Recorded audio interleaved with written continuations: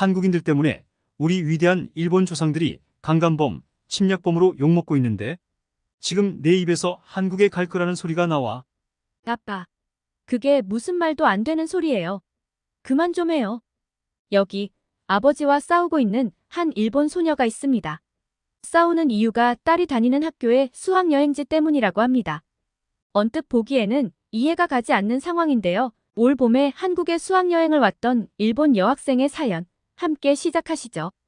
잠깐, 좋아요와 구독, 알림 설정 잊지 않으셨죠? 안녕하세요.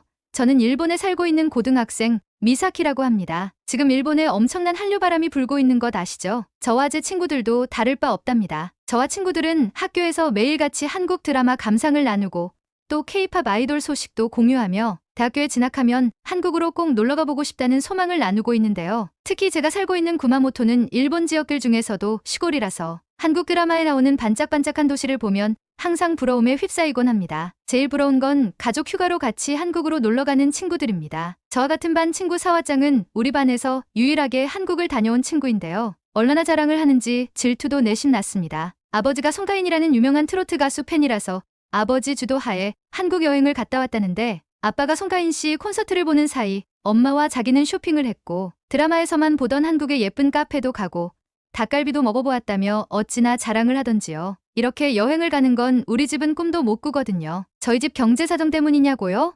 아닙니다. 부끄럽지만 우리 아빠는 가끔 한국 방송에도 출연한 사람입니다. 안 좋은 쪽으로요. 바로 한국인들이 입을 모아 욕을 하고 일본 안에서도 욕을 하는 혐한 우익입니다. 그래도 아빠는 저와 어머니께는 자상한 사람이고 일도 열심히 하셔서 제가 부족한 것 없이 자랐기 때문에 지금까지는 사이가 꽤 좋았는데요. 제가 한류에 빠지게 되면서 점점 아버지와 다투는 일이 잦아졌습니다. 제가 한국에 푹 빠지게 된 계기는 바로 BTS인데요. 그 중에서도 B씨를 정말 좋아합니다. 완벽한 얼굴과 놀라운 실력을 가진 최고의 가수라고 생각해요. 그리고 이를 계기로 한국의 다른 아이돌들을 알게 되었는데 일본의 자니스 아이돌들과는 비교도 안 될 만큼 멋진 외모, 장신의 키, 그리고 앵앵거림 없는 노래 실력에 미친 듯이 빠져들게 되었습니다. 한국 드라마는 또 얼마나 재밌던지요. 맨날 내용도 거기서 거기이고 연기력도 별로인 일본 드라마는 정말 이제 눈에 차지 않습니다. 저희 엄마도 동의하는 부분인데요. 아예 몰랐으면 모를까 한국 드라마를 알고 난 이후로는 유치한 일본 드라마는 더 이상 눈에 들어오지 않습니다. 그래서 언젠가부터인가 제 꿈은 한국에 꼭 한번 방문하는 것, 그리고 기회가 된다면 대학교도 한국으로 가고 싶다는 것인데요. 이런 저에게 너무나 좋은 기회가 찾아왔습니다. 바로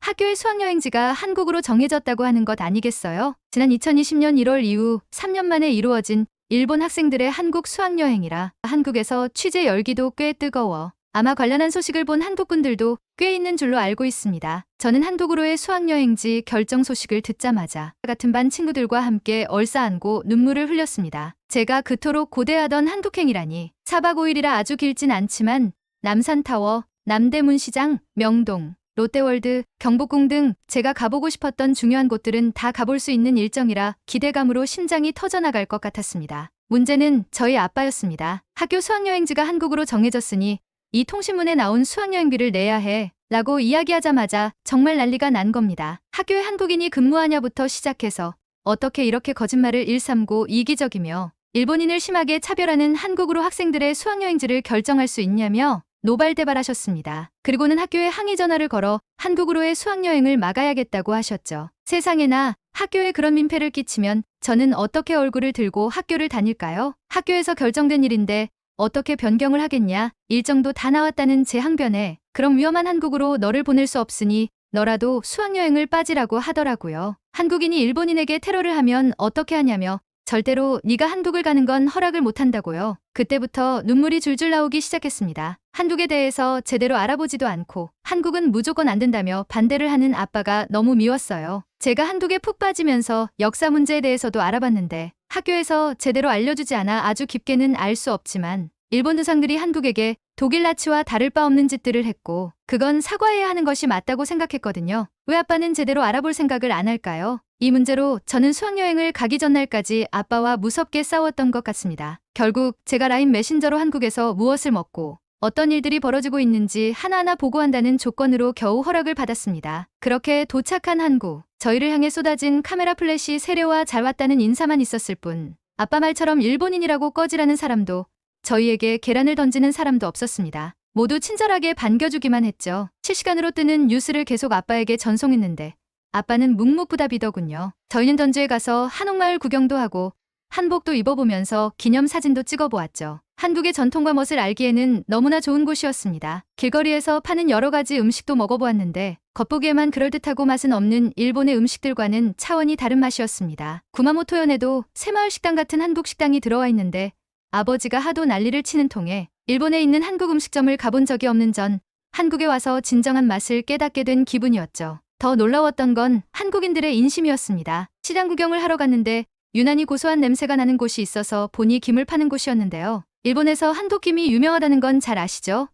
일본에도 김이 있긴 있는데 한국 김과는 맛이 완전 다릅니다. 일본 김은 좀 두껍고 간장 맛이 나서 바삭하고 얇은 한국 김과는 맛이 완전 다르죠. 고소한 냄새에 이끌려 김 붓는 장면을 사진을 찍으니 아주머니께서 이리 와보라고 손짓을 하시는 게 아니겠어요? 제가 뭘 잘못한 줄 알고 벌벌 떨면서 가까이 갔는데 아주머니께서 굽던 김을 먹기 좋게 잘라 입에 넣어주시더라고요. 저뿐만 아니라 함께 있었던 친구들 모두요. 이걸 먹으면 돈을 내야 하나 싶어서 지갑을 꺼내니까 손사래를 치며 번역 앱으로 한국에 와서 맛있는 거 많이 먹고 잘 놀다 가라. 일본인들이 한국김 좋아한다니까 맛보고 가라고 그냥 준 것이라고 하시더라고요. 갑자기 눈물이 왈칵 차올랐습니다. 역사 문제에 있어서 피해자는 한국인이 저 같은 일본인이 밉게 보일 법도 한데 한국에 와서 잘 놀고 가라는 따뜻한 덕담을 해주시다니요. 그뿐만이 아니었습니다. 저희가 찾아간 한국 고등학교 학생들도 저희를 모두 격렬히 환영해 주었고 저희는 번역 앱과 서툰 한국어, 영어, 일어를 섞었으며 K-팝과 드라마, 이야기로 하나가 되었습니다. 역사 문제에 대해서도 서툴게 물어봤는데 한국 학생들은 일본이 명백하게 한국에게 잘못한 일이고 진심 어린 사과를 해야 하는 건 맞지만 한국에 온 너희들에게 나쁘게 굴 이유는 없다고 했습니다. 머리를 크게 한 대 맞은 느낌이었습니다. 아빠는 우물안 개구리처럼 자기가 보고 싶은 것만 보고 듣고 싶은 것만 듣고 있는 사람이었죠. 정작 한국인들은 더 넓은 아량으로 일본인을 감싸 안고 참을성 있게 한국의 사과를 기다리고 있었는데 말이죠. 이런 한국인들을 비난하다니 아빠에게 이런 일이 있었다고 장문의 라인 메시지를 보냈는데 읽기만 하고 답변이 도통 없더라고요. 한국까지 와서 기분 상한 채로 돌아다니는 건 시간 낭비기에 일단 무시하고 저는 열심히 한국을 즐겼습니다. 제가 정말 감탄했던 건 전주가 서울에서 멀리 떨어진 곳이라는 점인데요. 구마모토현에 혹시 와 보신 한국분들이라면 알 겁니다. 좋게 말해 자연이 좋은 시골이고 나쁘게 말하면 촌구석이죠. 그런데도 전주가 이 정도 인프라이면 서울은 어느 정도일지 드라마에서 본 것보다 더 반짝거리고 멋지지 않을까 싶었죠. 서울로 이동하며 두근댔던 가슴은 도착하자마자 크게 부풀어 오른 느낌이었습니다. 드라마에서 보던 서울보다 진짜 서울은 훨씬 휘황찬란하고 멋졌으니까요. 처음으로 깜짝 놀랐던 건 지하철이었는데요. 구마모토는 노면 전차가 다니는 곳입니다. 100년째 운영하고 있기 때문에 가까이서 보면 곧 부서지는 거 아니야? 라는 생각이 들 정도죠. 그리고 자동차 신호와 함께 다니기 때문에 자동차가 멈추면 같이 멈추고 달리면 같이 달립니다. 별반 빠를 것도 없고 좋을 것도 없는데요. 그나마도 이걸 이용하려면 지폐를 잔돈 교환기에서 잔돈으로 바꿔 딱 맞게 요금통에 넣어야 합니다. 웃긴 건 요금통과 잔돈 교환기가 붙어 있어 딴 생각을 하다가 잔돈 교환기에 넣을 돈을 요금통에 넣게 되면 다시 돈을 찾을 방법이 없죠. 도쿄 지하철은 좋지 않냐고 할 수 있는데요. 저도 가끔 길을 잃어버린 적이 있을 만큼 굉장히 복잡합니다. 환승을 하려다가 지하철을 반대로 타거나 환승역을 놓치는 건 예사실이죠. 부끄럽지만 일본인인 저도 도쿄에 갔다가 길을 헤맨 적이 한두 번이 아닙니다. 그런데 한국 지하철은 깔끔하고 큰 역사 안에 환승 표시가 잘 되어 있고 지하철 역무원분들에게 안내를 부탁하면 정말 친절하게 도와주셨습니다. 일본에서 이런 친절을 기대하기는 어려운데 한국인의 이런 친절과 배려심은 꼭 배워가야겠다는 생각을 했죠. 저희 환상적인 수학여행은 롯데월드가 정점이었는데요. 일본의 놀이동산을 한국 사람들도 꽤 많이 오고 있는 것으로 알고 있지만 심심한 놀이기구가 많습니다. 그런데 한국은 놀이기구의 스케일과 스릴이 엄청나 즐기기 너무너무 좋았습니다. 일본에서는 한국 교복을 입고 사진 찍는 것이 유행인데 친구들과 염원하던 한국 교복을 입고 사진을 찍어서 소원 성취도 했고요. 놀라운 건 한국인들의 세련됨이었는데요. 저는 일본 여성치고 키가 좀 큰 편입니다. 일본에서는 놀이기구에서 줄을 서 있을 때 뒤를 돌아보면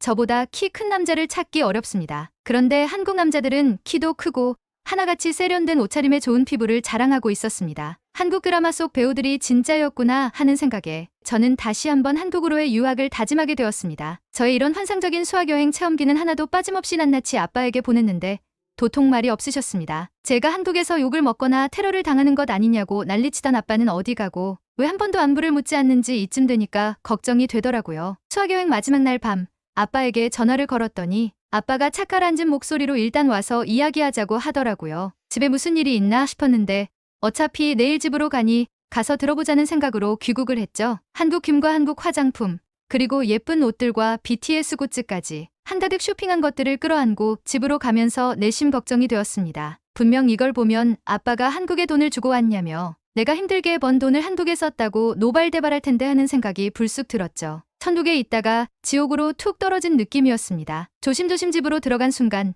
저는 화들짝 놀랐는데요. 아빠가 거실에서 저를 기다리고 있었기 때문입니다. 아빠의 첫 마디는 재미있었니? 였죠. 거짓말을 할까 하다가 정말 재미있고 행복했던 것은 사실인지라 네, 재미있었어요. 하고 후다닥 방으로 들어가려는데 저를 불러 세우시더라고요. 아빠와 마주보고 가만히 거실에 앉아있자니 너무 불편했습니다. 이윽고 아빠가 말을 꺼냈는데 저는 기절하는 줄 알았습니다. 미안하다 미사키. 아빠 때문에 부끄러운 적 많았지? 라고 하시는 게 아니겠어요? 내가 뭔가 단단히 잘못 들은 것 같아서 아빠를 멀뚱멀뚱 쳐다보고 있었는데 아빠는 제가 보내준 한국 여행기를 실시간으로 전해 들으며 처음에는 믿지 않으셨다고 합니다. 자기가 좋아하는 연예인 나라니까 욕먹이기 싫어서 거짓말을 하는구나 싶으셨다는데요. 계속해서 쏟아지는 사진과 조작이 불가능한 동영상들을 보며 한국인이 왜 이렇게 친절하게 아량을 베풀지?